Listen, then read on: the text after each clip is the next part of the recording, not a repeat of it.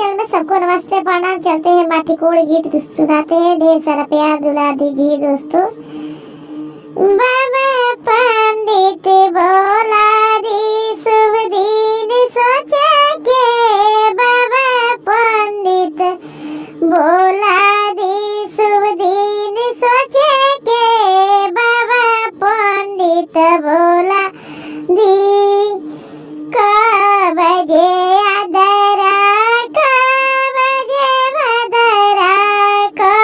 बजे आदरा, का बजे भदरा, का बजे साइत बटे माटी कोड़े के, बाबा पंडित बोला दी शुभ दिन सोचे के, बाबा पंडित बोला दी का बजे आदरा, का बजे भदरा, का बजे आदरा, का बजे भदरा, का बजे साइत बटे माटी कोड़े के, बाबा पंडित बोला दी शुभ दिन सोचे के, बाबा पंडित बोला दी शुभ दिन सोचे के,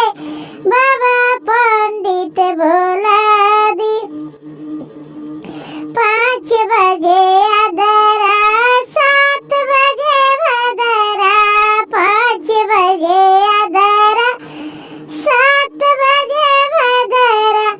10 बजे साइत बटे माटी कोड़े के, बाबा पंडित बोला दी शुभ दिन सोचे के, बाबा पंडित बोला दी 5 बजे